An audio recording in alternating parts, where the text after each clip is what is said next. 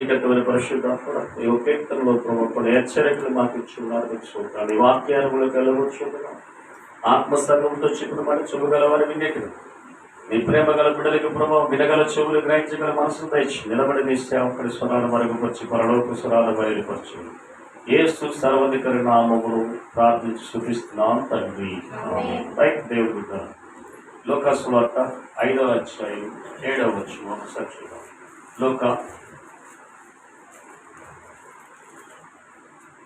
లోకా సువార్త వారు వేరొక్క దోణిలో ఉన్న తన పాలివారిని వచ్చి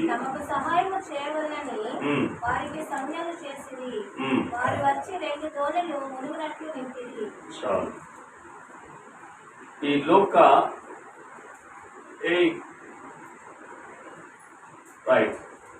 ఈ లోక సువార్తలో యేసు క్రీస్తు ప్రభువారి శిష్యుడైన ప్రధాన శిష్యుడైన అపోస్తలుడైన పేతురు గారి కోసము ఈ 5వ అధ్యాయం రాయబడి ఉంది. ఆయన మన వృత్తి ధర్మంగా ఏంటంట చేపలు పట్టడం. మంచి నైపుణ్యం కలిగిన వ్యక్తి ఎక్కడ వల వేస్తే చేపలు పడతాయనేది పేతురు గారికి తెలుసు. 40 సంవత్సరాల అనుభవం కలిగిన వ్యక్తి పేతురు గారు. ఆయన ఒకరోజు చేపల వేట కోసం వెళ్ళాడంట. వెళ్తున్న సందర్భంలో ఏ ప్రాంతంలో పడతాయో ఆయనకు తెలుసు, ఏ ప్రాంతంలో ఆయన వేస్తే కొన్ని చేపలు పడతాయో ఆయనకు తెలుసు. కాబట్టి రాత్రంతా కష్టపడినా ఒక్కడ కూడా పడలేదంట. ఈ విస్తారంగా ఎప్పుడు పడ్డాయి? ఈయన దోణే కాకుండా వేరే దోణులు ఎందుకు నింపబడ్డాది? దేనివల్ల అంత విస్తారమైన చేపలు పడ్డాయి? ధనము. మీకు తెలుసా? విస్తారమైన చేపలు పడితే సహోదరులు ఎవరు చేపలు పెట్టేవారు? మన వాడ వాళ్ళందరూ బోట్ల మీద వెళ్తారు. వాళ్ళు ఎంతో చేపలు దోణి కష్టపడి కొన్ని 15 దినాలు 20 దినాలు వాళ్ళు నీటిలోకి వెళ్ళి కొన్ని దినాలు అక్కడ ఉండి వాళ్ళ చేపలు పట్టుకొని వచ్చినప్పుడు వాళ్ళకి ఆనందమే సిరి డబ్బు అంట. చేపలు ఎంత నిండితే అంత డబ్బు గల వాళ్ళు అవుతారంట. వాళ్ళు గుర్తేంటి? చేపలు పట్టాలి. చేపలు పట్టడం వల్ల సకల సంపద వారికి వస్తుందంట. అయితే పేతురు గారి పాపము చూడండి, మొదటి వచనం చూసుకున్నట్టుగైతే అక్కడ ఏ రాసినట్టు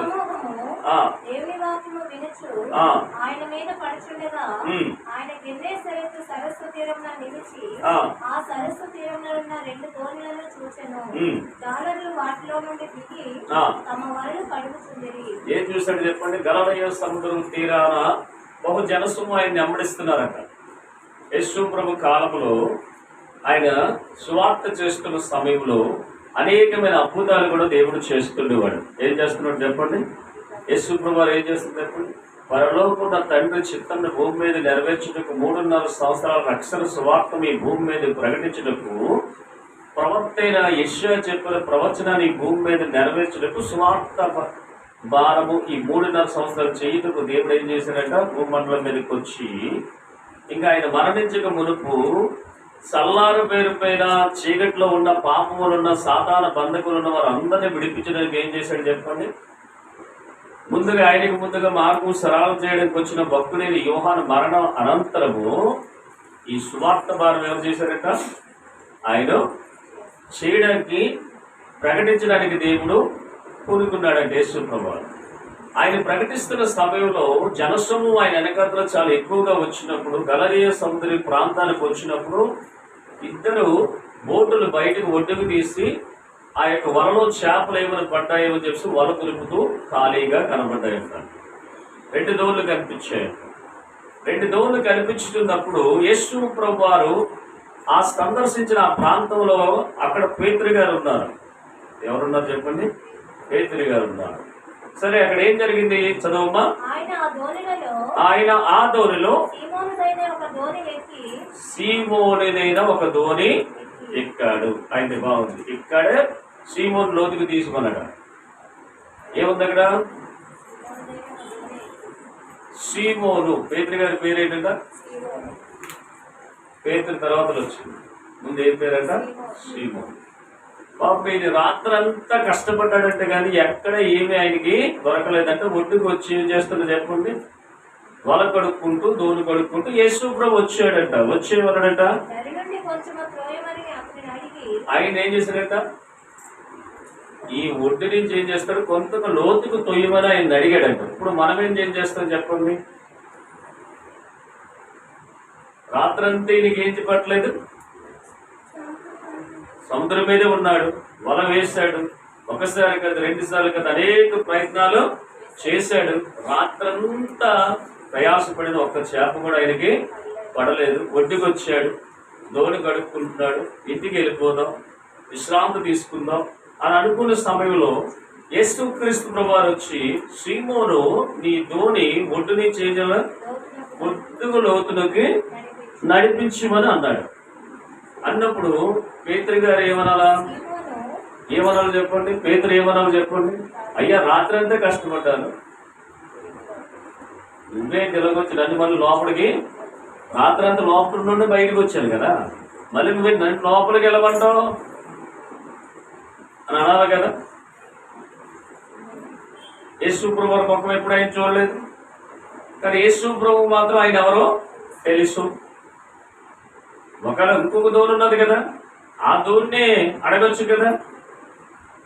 ఎవరు హృదయం ఏంటో అని చెప్పి దేవుడికి తెలుసు. హృదయ రాష్ట్రాలు పరిశీలించిన దేవుడు నేను ఎందుకు తీయాలి అని అనలేదు అక్కడ. చూడండి, నేను ఎందుకు నీతో రావాలి అని అనలేదు అక్కడ. నేను ఎందుకు నా దోణి నేను లోపలికి మళ్ళీ నేను తీసుకొని వెళ్ళాలా తెలియలేదు. అక్కడ ఫస్ట్ ఆఫ్ ఆల్ పేతురు గారు చేసిన పని ఏంటంటే, అంత విస్తారంగా చేపలు పట్టడానికి కారణం ఏంటో తెలుసా? యేసు ప్రభు వారికి కావలసిన తన దోణిని ఫస్ట్ ఆఫ్ ఆల్ ఇచ్చాడు. ఫస్ట్ ఆఫ్ ఆల్ ఏం చేశాడు చెప్పండి? మొదటగా దోణి ఇచ్చాడు యేసు ప్రభుకి. నేను ఎందుకు, దేనికి, దేనికోసం, దేని కారణాలు ఏమి అడగలేదు. దోణి ఇచ్చడం కూడా మొట్టమొదటి చేసిన పని ఏంటంటే, దోణి ఇవ్వడంలో తన పడవ యేసయ్యకి ఇవ్వడంలో మొట్టమొదటి ప్రిపరేషన్ నీ దేనికి కారణాలు ఏమడకంట లోపడ్డాడు. ఆమె ఫస్ట్ ఆఫ్ ఆల్ ఏం చేశాడు చెప్పండి? లోపడ్డాడు. రెండోది ఏంటో తెలుసా? దేవుడు మాట శ్రద్ధ కలిగి విన్నాడు. ఏమన్నాడు చెప్పండి? శ్రద్ధ కలిగి ఉన్నాడు. నేను ఎందుకు ప్రభా మళ్ళీ రాను అనలేదు. మనమైతే ఏమన్నా చెప్పండి? ఒకవేళ సపోజ్ నేను పిలిచాను అనుకోండి, ఏమన్నా చెప్పండి? అస్సలు నేను రాను. వస్తారని చెప్పండి. మరి నాకు శుక్రవారం ఒక సమస్య వచ్చింది, కొందరు ఫోన్ చేశాను, కొందరు ఒక కుటుంబం నా దగ్గరికి వస్తుంది, పాపం వాళ్ళకి కొద్దిగా లేట్ అయిపోయి వస్తున్నప్పుడు నేను రానంటే నేను రాను. ఏమన్నారు? రానని మొగమాట లేక నేను రానని చెప్పానా? రాను. ఏం చెప్పండి? ఇది మనిషి తాలూకు స్వభావం. అయితే దేవుడు నేను నా వెనకథలు ఎందుకు వస్తున్నాయి, మీరు వెళ్ళిపోండి అని చెప్పి ఆ జనసమూహం అన్నాడా? అనలేదు. వాళ్ళకి ఏమి ఇవ్వాలో ఆయనకి తెలుసు, వాళ్ళకి ఏం బోధించాలో ఆయనకి తెలుసు. కానీ ఇక్కడ పేతురు రక్షించబడిన వాడు కాదు, రక్షణ కోసం ఇంకా తెలియదు. పేతురుతో ఇంకా సంభాషించలేదు. ఆ సీమోనుతో సంభాషించకపోయినా దేవుడు వచ్చి ఆయనలో ఉన్న జీవం ఎప్పుడైతే ఆ దోణి లోతుకు తీయమని ఆ మాట తన విన్నాడు, తనలోకి వెళ్ళి దేవుడు వెళ్ళిన జీవము ఏం చేసిందట? నేను రాను, నేను వెళ్ళను, నేను ఇంటికి వెళ్ళిపోతాను అని మొక్క నేను అనలేదు. రెస్ట్ తీసుకుంటున్నా అనలేదు. వెంటనే ఏం చేశాడంటే తెలుసా? ఫస్ట్ ఆఫ్ ఆల్ దేవుడి మాటకి విధేయత చూపెట్టాడు. రెండోది తన దోణి దేవుడికి ఇచ్చాడు. ఇచ్చిన ఎమ్మడే లోతుకు తీసుకెళ్ళమంటే నో కామెంట్స్. వెంటనే ఏం చేశాడంట? లోతుకి తీసుకెళ్ళాడు. అయితే లోతుకి తీసుకెళ్ళి యేసు ప్రభువును చూసి వెళ్ళిపోయాడు. చదవండి అన్నమాట, చదవమ్మా. అక్కడ సీమోను రాత్రి అంతా మేము ప్రయాసపడ్డాం, కానీ ఎవరి మాట చెప్పున? దేవుడు మాట కొరకు ఎంతో దూరమైన పరిగెత్తు. సేవకుడు కోసం కాదు. ఆదివారం ఎందుకు రావాలి తెలుసా? దేవుడి యొక్క వాక్యాలను వింటే నీ జీవితంలో సరిచేసుకోవాల్సిన కొన్ని ఉంటాయి. సరిచేసుకుని ఆయన మార్గములో, సత్యములు, జీవములు తక్కువ కట్టుంటాం. ఏమంటున్నాడు పేతురు? నీ మాట చొప్పున ప్రభా. ఏమంటున్నాడు? నీ మాట చొప్పున ఖచ్చితంగా ప్రభా. నువ్వు మాట ఆడుతున్నావంటే నాకెందుకో నేను ఎయ్యను, నేను తొయ్యను అని అన్నాడు మాత్రమా? అనలేదు. అక్కడ ఏమంటాడు చెప్పండి? ఖచ్చితంగా నీ మాట చెప్పున ప్రభా. దేవుడి మాట చాలా సర్వ సృష్టిని ఏం చేసేది చెప్పండి? నోటు మాటతో చేసిన దేవుడు. పేతురు అంటున్నాడు, ఈ మాట చొప్పున నా ధోనిని లోపల తీసుకెళ్తాను అన్నాడు మాట. తీసుకెళ్ళడమే కాదు, చదువుమా. వారు అలాగ చేసి విస్తారమైన చేపలు ఎప్పుడు పడ్డాయి చెప్పండి?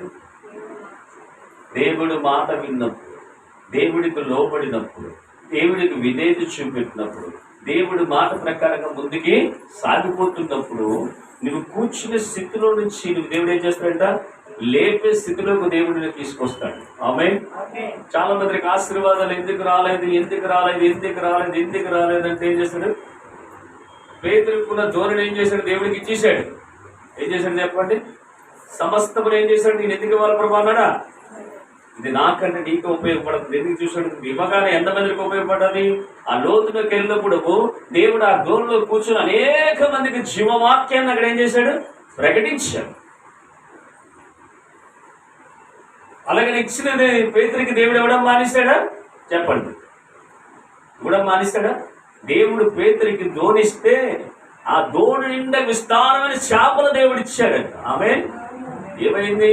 రాత్రంతా ఒక్క చేప రాలేదు కదా, రాత్రంతా ప్రదేశంలో ఒక్క చేప కూడా రాలేదు కదా. మరి ఇప్పుడు విస్తారమైన చేపలలో పడ్డాయి. విస్తారమైన చేపలు ఎలా వచ్చాయి ఇక్కడికి? ఎవరు వచ్చాయి? ఎవరి మాట మీకు తెలుసా? ఇక్కడ చేపలు కూడా ఎవరి మాట లోబడతాయి? దేవుడి మాటకి లోబడతాయి. యోనాను సముద్రంలోంచి ఎత్తిపడేసినప్పుడు ఇదంతా దేవుడు ఎవరికి వినిపించాడంట? చేపకే ఆజ్ఞాపించాడు. తిమింగలకు ఆజ్ఞాపిస్తే ఏం చేసిందంట? వెంటనే పడిపోతున్న యోనాను ఏం చేసిందంటే చేప మింగి 3 దినాలు పొట్టలో జాగ్రత్తగా ఉంచుకుందంట అని చెప్పండి. చేపలు కూడా ఎవరి మాటకి లోబడతాయి? మనము దేవుడికి లోబడవు, ఎవరి మాటకి లోబడవు. లోబడకపోతే ఎవరికి నష్టం? మనకా దేవుడిగా? మనకి కాదు. ఎవరికి నష్టం? దేవుడిగా? మనకే నష్టం. కాబట్టి నీకున్న దాంట్లో సంపూర్తిగా దేవుడు విధేయత చూపెట్టి దేవుడి మాటకు లోబడి దేవుడికి నువ్వు పరిపూర్ణంగా ఏదైనా సరే నీ కలిగి ఉన్న దాంట్లో నువ్వు ఇచ్చినట్టుగా అయితే దేవుడు నిన్ను ఏం చేస్తాడంట? 100 ఆశీర్వాదము ఎవరికి ఇచ్చినట్టుగా? ఇక్కడ ఎలాగైతే పేతురు గారికి ఇచ్చాడో, శ్రీమోను పేతురికి ఇచ్చాడో, మనకు కూడా అట్ట ఆశీర్వాదమే దేవుడు దయచేస్తాడు. కానీ మనం ఇవ్వకపోతే మనకి ఏ ఆశీర్వాదం రాదు. మన దేవుడి మాటకు లోబడకపోతే ఏ ఆశీర్వాదము రాదు. ఆయన మార్గములు వెళ్ళకపోతే మనకి ఏ ఆశీర్వాదము రాదు. వస్తుందా చెప్పండి? వస్తుందా? లోబడుతున్నామా? పేతురులాగా లోబడుతున్నామా? మనకు కలిగిన దాంట్లో మనం సంపూర్ణంగా దేవుడికి మనసారా దేవుడికి ఇస్తున్నావా? ఏ రకంగా ఉన్నాం చెప్పండి? నీకు ఏదైనా దేవుడు ఇవ్వాలంటే ఏం చేయాలి చెప్పండి? మనం దేవుడికి ఇస్తే కదా దేవుడు మనకి ఇస్తాడు. కానీ దేవుడికి ఇచ్చినప్పుడు కూడా మనం సొనుక్కోకూడదు. బైబిల్ ఒక మాట ఉంది, కొరింథీ రాసిన 2వ పత్రిక 9వ అధ్యాయం 6వ వచనంలో పౌలు కొరింథీ సంఘంతో కొంచెముగా ఇత్తేవాడు కొంచెముగా పంట కోస్తాడు, సమృద్ధిగా ఇత్తేవాడు సమృద్ధిగా పంట కోస్తాడు. ఏంటంట? ఎప్పుడైనా సరే ఏం చేయాలంట? సొనుక్కున్న దేవుడి సలహాలు మీరు చెప్తున్నాను. సొనుక్కును ఇంకా బలవంతము కాకయు ప్రతి వాడును తన హృదయమును నిశ్చయించు ప్రకారము ఇవ్వవలను. దేవుడు ఉత్సాహంగా ఇచ్చేవాడిని ఏం చేస్తాడంట? అలాగే ఆస్తులను మేము ఇచ్చివచ్చింది అన్నాడు ఆది అప్పుడు